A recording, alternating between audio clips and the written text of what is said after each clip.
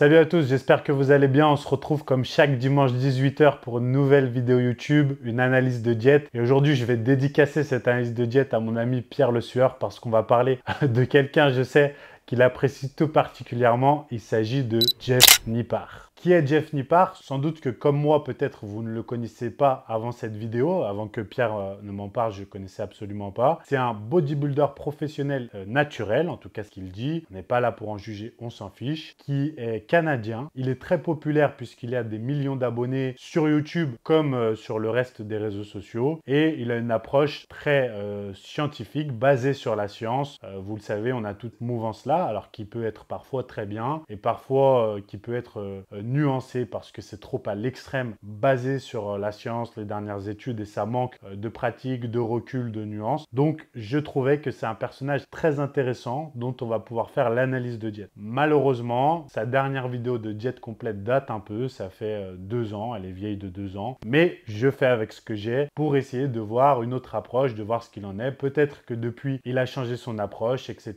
Là n'est pas le sujet, comprenez bien. J'explique tout ça pour bien qu'on mette les choses dans leur contexte. Comme d'habitude, il ne s'agit pas de ce qu'il conseille, les gens qu'il va influencer parce qu'avec 5 millions d'abonnés sur YouTube, vous influencez énormément de monde et de voir ce qu'on peut en retirer nous, de positif comme de négatif. On y va, let's go!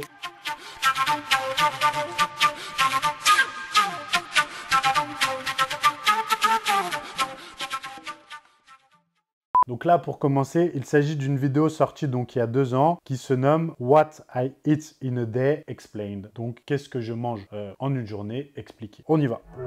All right, what's going on, guys? So in this video, I'm going to be taking you through a full day of main gaining, which is what I'm doing at the moment. Now, if you haven't heard that term before, I just like to think of it as a type of recomp where your goal is to roughly maintain your body weight while gaining strength in the gym and ideally gaining a little muscle mass as well.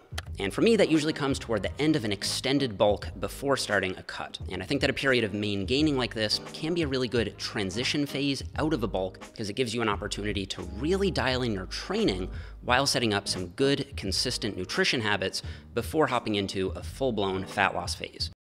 Alors juste, ne vous inquiétez pas pour ceux qui ne parlent pas anglais, je ferai une petite traduction à chaque fois rapidement de ce qu'il a dit, sachant que c'est agréable parce qu'il a un anglais très propre, très compréhensible. Je ne suis pas le meilleur en anglais de la Terre, mais là j'arrive à tout comprendre, donc je devrais traduire sans mal tout ce qu'il dit et ça va pouvoir être agréable même pour ceux qui ne parlent pas anglais.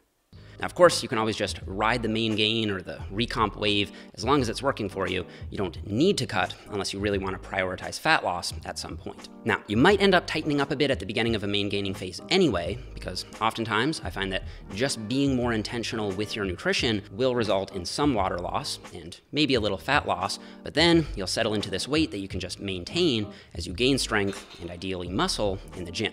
Now, of course, how feasible the gain muscle part is will depend on how close you are to your genetic ceiling, but I would say that most people should expect to see some lean gains during a main gaining phase, assuming your training is on point and assuming you aren't trying to maintain too lean of a physique. Now, on that note, I should say that I originally heard the main gaining term from the Team 3DMJ guys 9 or 10 years ago. I think I first heard it from Alberto Nunez, and these transition phases were used in natural bodybuilding so competitors could eke out a little more lean gains toward the end of an off-season without accruing excessive body fat. Now, I know some people have started using main gaining to describe a situation where you maintain this very shredded physique while also making simultaneous muscle gains, but that's not how it was originally used, and I don't think that's the best way to think about it. I think main gaining works a lot better at a moderate to slightly higher body fat percentage in the 12 to 20% zone as a male or the 20 to 30% zone as a female. And that's because you actually have enough body fat to fuel that energetically expensive muscle building process.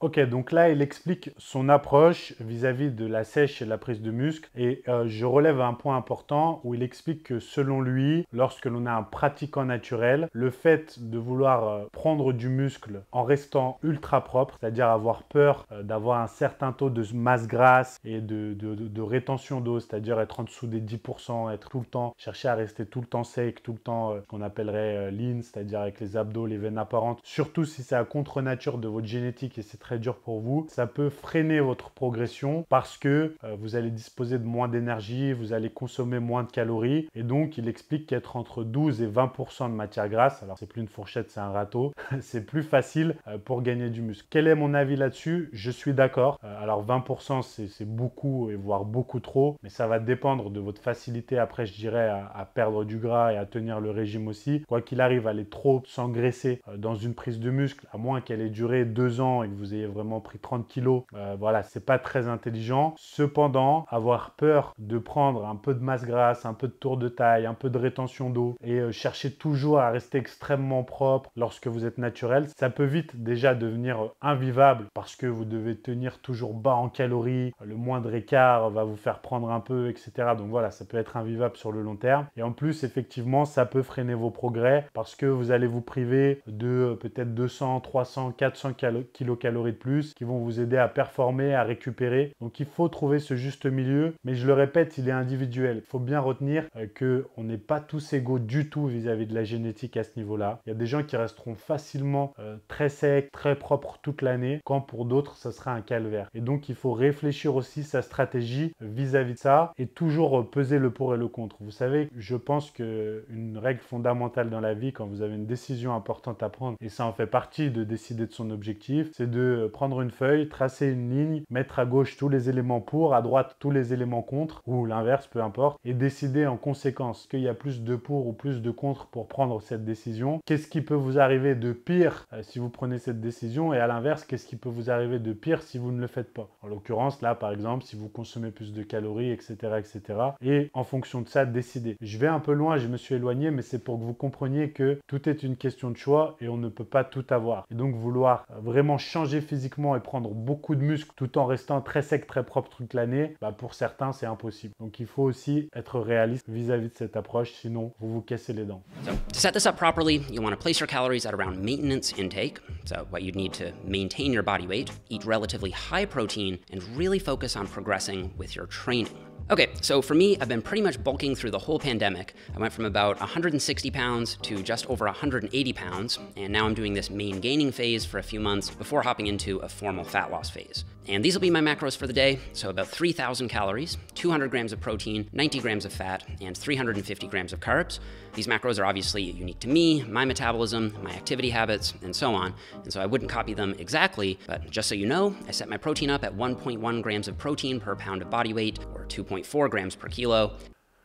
Donc, revenons à nos moutons. Il dit qu'il pèse 180 pounds. Attends, je vais faire le calcul, on va dire 81,5 kg. Il explique qu'il a fait une phase de prise de muscle qui l'a amené jusqu'à 81,5 kg actuellement, au moment où il fait cette vidéo. Là, il va attaquer ce qu'il appelle une phase de maintien avant de faire une phase de perte de gras. Voilà, il est tout au début que pour lui, c'est l'idéal de faire une phase, après une phase de prise de muscle, faire une phase de maintien que nous on appellerait stabilisation, maintien des gains musculaires pour après faire une phase de perte de gras. C'est vrai que je trouve ça très bien dans les deux cas, même si je trouve ça encore mieux à l'inverse. Là, ça peut être effectivement très intelligent au cas par cas, mais dans son cas où il y a une masse musculaire importante, un niveau important, c'est bien. Donc pour 81 kg, il est à 3000 calories, kilocalories, 200 g de protéines, 90 g de lipides, 350 g de glucides. Donc déjà, ce qu'on voit, c'est que niveau protéines, on est à un petit peu plus que 2 grammes par kilo de poids de corps. Donc ce qui est très bien, on doit être à 2,2 à peu près. En lipides, on est à 1,1 à peu près. Et en glucides, tout le reste, donc ça doit faire 8 et 5, 4. Donc ça doit faire 4 grammes, à peu près 4,5 grammes de glucides par kilo de poids de corps. Vous calculerez si vous voulez. Bref, quoi qu'il en soit, le ratio entre les macronutriments là tel qu'il est très bon. J'ai absolument rien à dire sur ça. C'est-à-dire que c'est très correct. Il explique en plus c'est purement individuel et que c'est calculé sur base de son métabolisme, de ses progrès. Quoi qu'il arrive, ça ne choque pas. Vous voyez bien, si vous avez regardé toutes mes vidéos précédentes, que là c'est un bon calcul. C'est loin de ce qu'on a vu parfois, très faible en lipides ou autre. C'est une phase de maintien en plus. Maintenant, est-ce que 3000 calories, c'est un métabolisme très élevé à 81 kg? Non. C'est quelque chose de correct si vous faites le calcul. Ce qui va nous intéresser maintenant, c'est de quoi sont composées ces calories. Que ces 3000 kilocalories de fast food, pas la même chose que d'aliments riches en micronutriments, qualitatifs et sains. On va voir ça tout de suite. And that's just because I have found that being on slightly higher protein is a bit better for recomp. However, you probably don't need that much protein, and around 0.7 to 1 gram per pound or 1.6 to 2.2 grams per kilo does seem to be plenty for maximizing muscle growth, according to the best science. And then I usually set my fats at something around 20 to 25% of total calories and fill in the rest with carbs.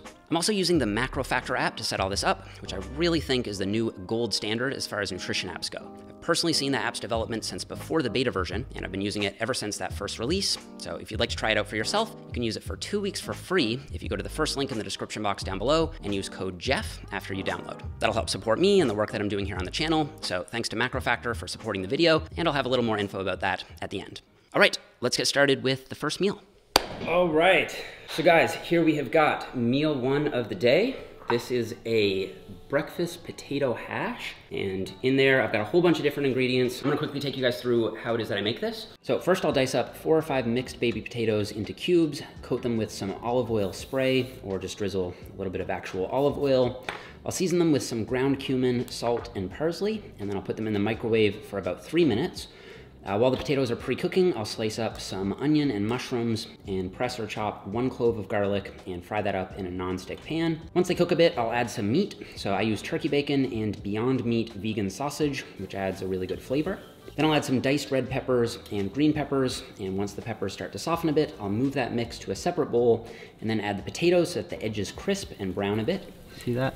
And then I'll add the veggies back in and mix in 2 whole eggs with 2 egg whites scrambled with a drop of milk, and then I'll just mix all that together. Now, I'm personally a big fan of goat cheese, but if you don't like goat cheese, then you can easily just use some shredded cheese or no cheese at all if you want it to be a little lower fat. And then to go with this meal, I've got my supplements and a Sun Gold kiwi. So for the supplements, I've got my creatine, I've got a multivitamin, and some fish oils. And these are the macros for that meal. So 42 grams of protein, 25 grams of fat, and 40 grams of carbs. Ok, on y va avec le repas 1. Alors là, il se fait une omelette avec, premièrement, des pommes de terre. Et ça va être intéressant, on va pouvoir parler des pommes de terre parce que dans l'esprit de beaucoup encore, les pommes de terre ne seraient pas bonnes, ne seraient pas saines parce qu'on a cette idée de l'index glycémique de la pomme de terre qui est élevé par rapport au riz, par rapport aux pâtes ou autres, etc. Sauf que vous oubliez lorsque vous faites ça, soit vous oubliez, soit vous n'avez pas assez regardé mon contenu et celui d'autres qui sont, je dirais, plus à jour sur la nutrition et le réel impact de l'index glycémique, vous devez prendre en compte le fait que premièrement, la pomme de terre a une charge glycémique 4 fois pratiquement plus faible que du riz. C'est-à-dire que quand vous consommez 100 g de pommes de terre, vous consommez 20 g de glucides, alors que quand vous consommez l'équivalent en termes de quantité, en termes de grammes, 100 g de riz, vous en consommez 75. Si vous comptez que l'impact sur la glycémie, eh bien dans l'impact sur la glycémie, il y a bien sûr l'index glycémique, il y a l'index insulinique qui est un autre élément que j'ai déjà abordé, et cette fameuse charge glycémique, donc le nombre de glucides que vous consommez, eh bien vous vous rendez compte que en réalité le riz, si vous tenez compte de ça, élèverait plus la glycémie que la pomme de terre. Mais tout ça, si on ne prend pas en compte ce qui est consommé avec. Généralement, quand vous allez consommer votre pomme de terre, vous ne le faites pas seul. Vous allez y ajouter des fibres, vous allez y ajouter des lipides, vous allez y ajouter plein d'éléments qui vont faire que ça va encore plus minimiser l'impact de la pomme de terre sur la glycémie. Sans compter le fait que la pomme de terre contient plus de micronutriments que par exemple le riz, les pâtes ou le pain. Donc à la santé, c'est plus intéressant. C'est moins acidifiant que les céréales, donc c'est encore plus intéressant. Et enfin, ça a un indice satiété très important, c'est-à-dire que ça cale beaucoup. Pourquoi? Parce qu'avec 400 g de pommes de terre, vous avez autant de calories qu'avec 100 g de riz. Mais en termes de volume dans l'assiette, 400 g de pommes de terre, c'est énorme. Bon, sauf si vous en faites de la purée, mais vous avez compris. Donc les pommes de terre sont très intéressantes, même quand on veut perdre du gras, tout comme la patate douce. Donc là, en plus des pommes de terre, il les cuit avec de l'huile d'olive. J'ai déjà parlé de l'huile d'olive et la cuisson. D'ailleurs, beaucoup m'ont testé dans les commentaires en m'envoyant des messages. Oui, mais l'huile d'olive. J'ai sorti dans les commentaires les études scientifiques. L'huile de coco résiste mieux à la chaleur que l'huile d'olive. C'est des faits, c'est comme ça, c'est normal. L'huile de coco, c'est des acides gras saturés. L'huile d'olive, non. Donc, le contact avec la chaleur et l'oxygène fait que l'huile d'olive s'altère tout simplement. Et encore plus, si elle est de bonne qualité, ce que l'on veut. Donc, au-delà de surtout 170 degrés, ça va avoir un impact. Et quand vous faites une cuisson au four en général. Comme là, vous cuisez à plus. Vous faites ce que vous voulez. Si certains veulent utiliser l'huile d'olive pour la cuisson, faites-le. Moi, je suis juste là pour vous informer au mieux et que vous puissiez faire les meilleurs choix au quotidien pour votre santé. Maintenant, vous n'allez pas mourir et avoir un cancer parce qu'une fois vous cuisez à haute température avec de l'huile d'olive. Soyez toujours nuancé dans la compréhension parce que j'essaye de l'être aussi dans mes propos. Ensuite, il utilise du bacon de dinde, il me semble, et des saucisses de dinde. Donc ça, c'est des produits, il utilise des produits qu'on retrouve surtout aux États-Unis et au Canada, parce que j'en vois jamais ici dans les grandes surfaces. Il faut toujours lire la liste des ingrédients, mais je vois pas de contrainte à utiliser ce genre de produits. Il met des légumes et puis il met du fromage. Le fromage, on en a déjà parlé. Il faut toujours faire attention parce que certains fromages sont bien plus gras qu'ils sont protéinés. Il y a des fromages aussi plus difficiles à digérer que d'autres. Et enfin, la qualité des lipides, c'est pas les meilleures sources qui soient, donc ça doit toujours représenter 10 à 12% de vos apports en lipides, ces fameux acides gras saturés, ces sources d'oméga 6, et plutôt d'aller chercher des sources d'oméga 3, d'oméga 9, d'oméga 7, etc. Voilà, bon, c'est un petit point sur ça, mais en soi, il y a un kiwi après, c'est un petit déjeuner qui est très bien, qui est équilibré, qui est varié, avec des bons choix d'aliments, donc je trouve ça top pour l'instant. Yeah, I'm gonna get the ingredients ready for meal 2, so just put it in a Tupperware. So I kind of have this meal ready to go. So there's virtually no prep for this meal. I just use minute rice. You could obviously like pre-cook the rice yourself, but I just find this to be a little bit more convenient. Put that in there for a minute, and then I'm gonna weigh out 100 grams of ground turkey. I actually cooked this up yesterday, so I'll just weigh out 100 grams of this cooked. Good enough. Usually I have a decent helping of sour cream, like that's probably more like 3 tablespoons. 30 grams of shredded cheese. If I was dieting, I'd probably go for a slightly lower fat cheese option, but my fats are fairly high, so I just go with the tastier full fat version for now. And then on top of that, I will add my sriracha, which I love sriracha, so I kind of go crazy with this. Yeah. And then I'll just mash all that together.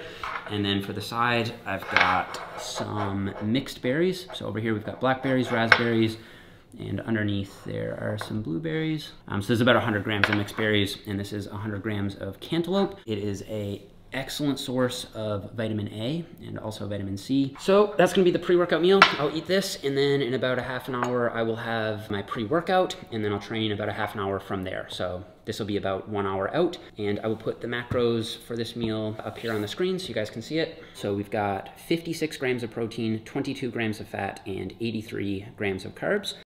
Donc, deuxième repas, son repas avant l'entraînement, là, intéressant. Il va utiliser de la dinde hachée, donc ça, aucun problème. Ensuite, du riz, qui va cuire au micro-ondes, mais peu importe, j'ai fait le point déjà largement sur l'index glycémique, etc. Arrêtez.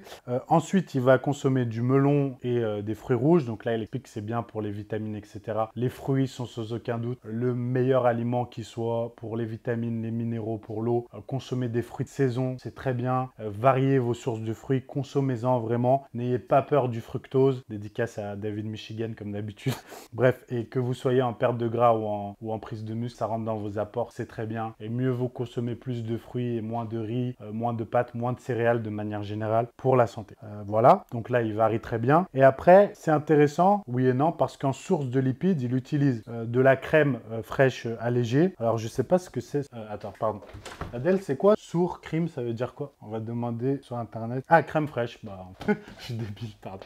Bon, bref, petit fail. Donc, il utilise de la crème fraîche qui n'est pas allégée et il met du fromage dedans, râpé aussi, qui n'est pas allégé. Il explique que s'il était en sèche, il aurait mis du fromage allégé et là, il n'en met pas. Voilà. Donc, ce que je tiens à dire par rapport à ça, c'est que utiliser du fromage râpé, pourquoi pas? Il y avait déjà du fromage dans le précédent repas. Utiliser de la crème fraîche, du beurre, etc. Je sais pourquoi il le fait, puisqu'il est science-based et il est dans cette mouvance qui dit que tout ce qui compte, c'est les calories et les macros. C'est-à-dire que le choix des aliments en soi est bien moins important. Sauf que pour moi, l'aspect fondamental de la nutrition, c'est pas votre apparence physique, c'est pas vos performances à la salle, c'est votre santé. Et on ne peut absolument pas nier le fait que choisir ce genre de source de lipides va favoriser l'aspect santé, contrairement à si ici, on avait mis plutôt peut-être de l'huile d'olive, peut-être des les oléagineux, peut-être voilà d'autres sources de lipides plus intéressantes, plus riches en oméga 3, qui auraient potentiellement moins de chances d'élever le LDL, de déséquilibrer le ratio des lipides entre acides gras saturés, etc. Parce que là, pour l'instant, on n'est pas bon. On est déséquilibré à ce niveau-là. On n'a pas de source intéressante d'oméga 3. On n'a pas de source intéressante vraiment de lipides, hormis les œufs. J'en ai pas parlé qu'il y avait dans l'omelette avant. Sur ce repas-là, on n'en a pas. Que des acides gras saturés, pas des apports en lipides intéressants. Donc voilà, je trouve qu'ici, c'est l'erreur principale pour l'instant sur ces deux repas, ces sources de lipides. Voilà, je tiens à le souligner. Beaucoup m'appellent Monsieur Lipide, mais c'est important. Pourquoi? Parce que les principaux problèmes de santé viennent d'où? Du système cardiovasculaire. Qu'est-ce qui impacte le plus le système cardiovasculaire si vous ne fumez pas, vous ne buvez pas et qu'on enlève le stress? L'alimentation, les choix alimentaires et les sources de lipides, le cholestérol. Qui ne sait pas que ça peut impacter, on peut faire un AVC, etc., etc. Je ne comprends pas comment on peut minimiser ça à ce point quand on veut prôner la santé. Justement, peut-être que vous êtes perdu avec tout ce qu'on entend, tout ce que l'on voit sur les réseaux sociaux, les conseils à droite à gauche, qu'est-ce qui est bien, qu'est-ce qui est pas bien, et au final, qu'est-ce qui serait adapté pour vous? Eh bien, sachez que même si ma spécialité, c'est le suivi personnalisé, le coaching sur mesure, je sais que vous n'avez pas tous les moyens. C'est pour ça que j'ai mis en place sur mon site www.antowest.com tout simplement. Vous avez le lien là, mais aussi dans la description de la vidéo, des programmes personnalisés. Comment ça fonctionne? C'est très simple. Vous choisissez programme d'entraînement, programme diététique ou les deux. Vous recevez un formulaire complet où vous allez remplir toutes les infos. Ensuite, vous avez contact avec moi sur WhatsApp, on échange et j'établis à la main, manuellement, un programme 100% personnalisé. Et vous savez quoi? Vous pouvez le suivre sur mon application. Vous ne recevez pas un vulgaire programme sur un PDF. Vous recevez vraiment un programme personnalisé. Et franchement, pour le prix que ça coûte, eh bien, ça vaut vraiment le coup. Je vous le dis en toute sincérité parce que c'est un prix défiant toute concurrence pour un service autant personnalisé avec l'application, je pense, qui est la meilleure sur le marché français pour le suivi et le coaching. Donc, n'hésitez pas si vous voulez vous lancer à avoir cette première expérience avec moi et en plus, sans engagement, sans rien. Si vous voulez vous lancer, le lien est juste ici. All right, so guys, we just finished up that workout. That was a full body workout from my Power Building 2.0 program. I know a lot of you guys are running that. So to remedy that, I basically just have a protein shake after I train. So I'll usually mix up some select protein with some milk. And then I also have a piece of fruit. So just have one of these bananas. And this is a whey casein blend. Obviously, you don't have to go with PE Science. I'm sponsored by them, so I get this stuff for free, but I do think a whey casein blend is a really good option post-workout. You get the fast digesting protein from the whey, and then you get a more sustained release from the casein, so this is what I go with. Tastes really good. Mint cookie flavor is great. And so these are the macros for this meal if you also include the Gatorade that I had intro workout. So 34 grams of protein, 4 grams of fat, and 67 grams of carbs. Donc là, repas 3, c'est après l'entraînement. Donc il prend une banane, il a bu du Gatorade pendant l'entraînement et puis ensuite il prend une protéine. Il explique que c'est son sponsor, voilà. C'est comme ça qu'il choisit sa protéine en poudre, très honnête. Il dit je la paye pas, c'est mon sponsor mais elle est très bien. Et il la mélange avec du lait. Alors le lait, on en a déjà parlé. On aura toujours dans les commentaires des aficionados un peu extrémistes qui nous diront mais le lait de vache n'est pas fait pour l'homme, mais mon Dieu, etc., etc. Je vous rappelle que ma position à ce propos est nuancée compte tenu de tous les éléments qu'on a maintenant en 2024. C'est vrai, il y a quelques années, j'aurais dit ne consommez pas de lait de vache. Je parle vraiment d'il y a 7-8 ans en arrière. Mais au vu de tous les éléments qu'on a maintenant, je dirais que je suis beaucoup plus nuancé, que ça dépend de la consommation, ça dépend pour qui, ça dépend de quel lait, etc. Et que ce sujet est bien plus vaste. Donc pour ceux qui veulent le creuser à nouveau, je vous conseille vraiment le livre de mon confrère Vassilis, qui est écrit en partenariat avec Christophe Bonnefond. Voilà, allez sur l'Instagram de Vassilis qu'on vous met juste ici. Vous retrouverez son livre, je ne me rappelle plus le titre, je crois que c'est Lait Anjou Démon, quelque chose comme ça. Voilà, c'est vraiment un super livre, ça qui creuse bien plus le sujet et je veux pas qu'on ait un débat sur ça, sur un coin de table très complexe, bien plus qu'on le pense, savoir est-ce que le lait c'est l'ange ou le démon justement, c'est bien plus nuancé. Donc s'il vous plaît, soyez éclairés, modérés dans vos propos, on peut ouvrir le débat, on peut en discuter, mais intelligemment sans être extrémiste sur une position comme sur l'autre. Concernant les protéines en poudre, on en a largement parlé, pas de souci, pas d'obligation d'avoir ce fameux post-workout vite avec des glucides et des protéines. Vous pouvez aussi avoir un repas solide derrière. Mais là, en soi, c'est plutôt bien s'il digère bien le lait. Une banane, c'est un bon choix.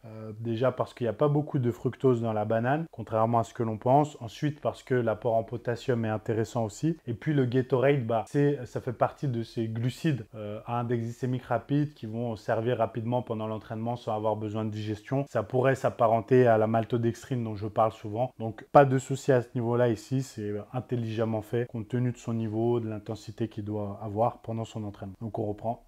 This is meal number 4, so like my first pretty much solid whole food post-workout meal. So we've got this burrito with, you can see inside, there's a lot in there, and it's a pretty beefy burrito. I'm just gonna take you guys through how it is that I prepared this here real quick. So there's pretty much an easy way and a slightly harder way to do this. The easiest way is to just cook the chicken in an air fryer. If you want it to taste a little bit better, you can marinate the chicken first. For the marinade, I mixed together half a tablespoon of olive oil, the juice from half a lime, about half a teaspoon of salt, half a teaspoon of chili powder, about half a teaspoon of garlic powder, a quarter teaspoon of cumin, and a little sprinkle of oregano. Then I butterfly some fresh chicken so the meat is really thin, and add that to the marinade, cover that, and let it sit for about an hour. So in that time, I'll just do a little bit of work or start to prep the veggies.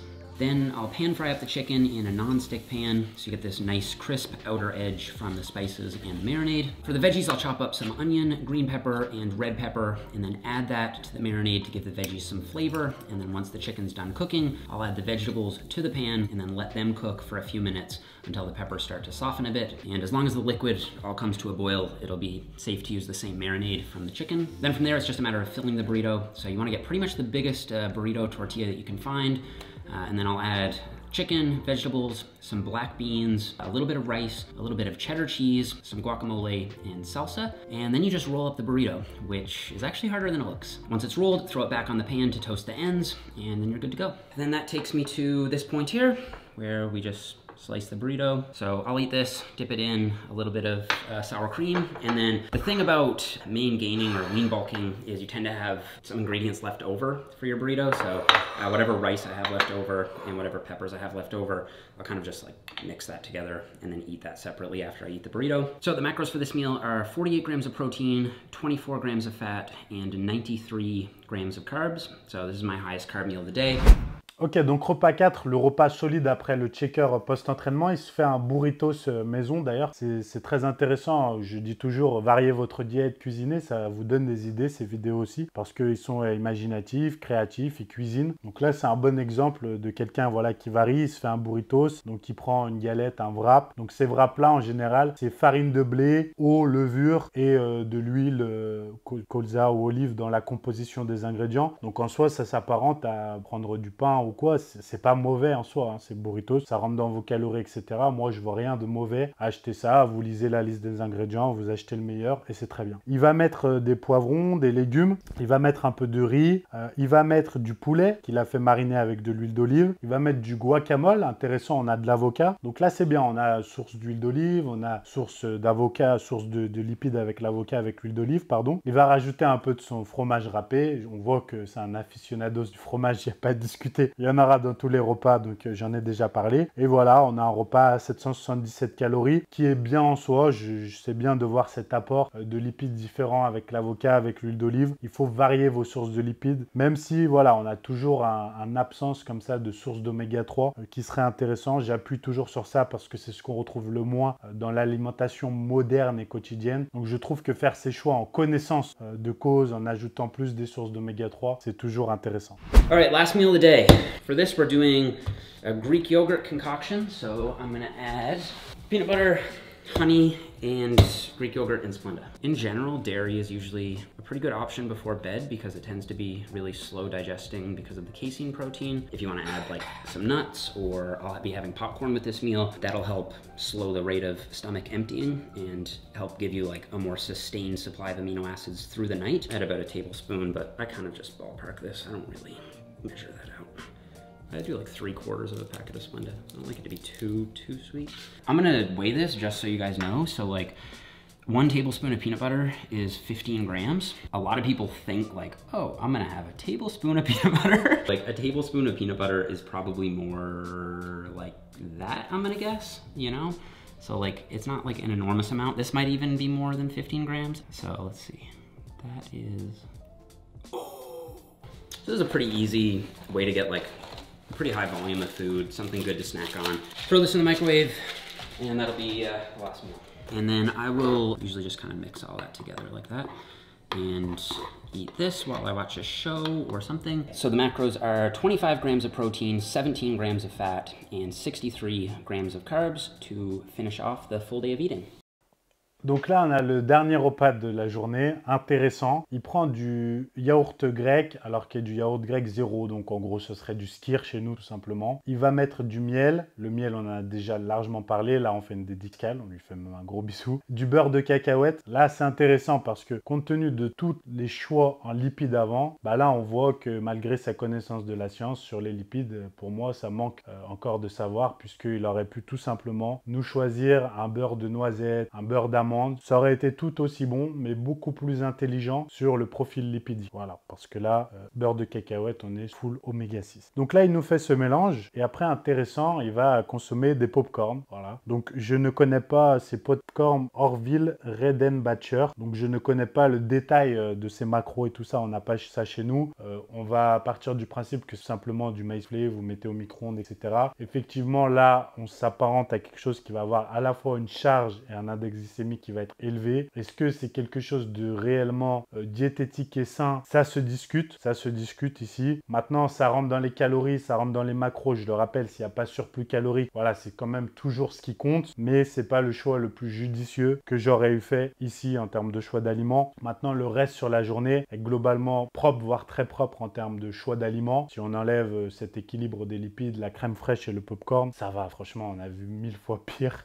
C'est plutôt sain, c'est plutôt bien, c'est plutôt intelligent. Je reviens juste sur ce qu'il a dit, le fait d'apporter des protéines qu'il appelle à digestion lente avant le coucher comme ça, caséine, skyr, que ce serait... il rappelle quand même que ce qui compte c'est le total de protéines sur la journée, mais que c'est plus optimal selon lui, il précise bien, et plus efficace que d'avoir ces protéines pour d'avoir des acides aminés toute la nuit. Honnêtement, ça ne change strictement rien de faire ça. Vous pouvez très bien prendre une whey juste avant de vous coucher ou ce que vous voulez. Du moment où vous avez le juste apport en protéines, du moment où vous avez optimisé votre journée, vos apports en calories, etc., que vous fassiez cela ou non ne changera strictement rien à vos résultats parce que l'horloge biologique interne, l'homéostasie est très bien, fonctionne très bien et vous pourriez ne pas manger de protéines pendant 12-15 heures et ne pas pour autant cataboliser et perdre du muscle. Voilà donc pour cette vidéo sur Jeff Nippard, c'était plutôt intéressant et vous le voyez, hormis finalement le choix des lipides qui peut être optimisé et puis la crème fraîche, le popcorn qu'on pourrait enlever pour montrer un meilleur exemple peut-être quand on a 5 millions d'abonnés, qu'on est un bodybuilder naturel canadien d'un aussi bon niveau basé sur la science et qu'on parle d'optimisation, etc.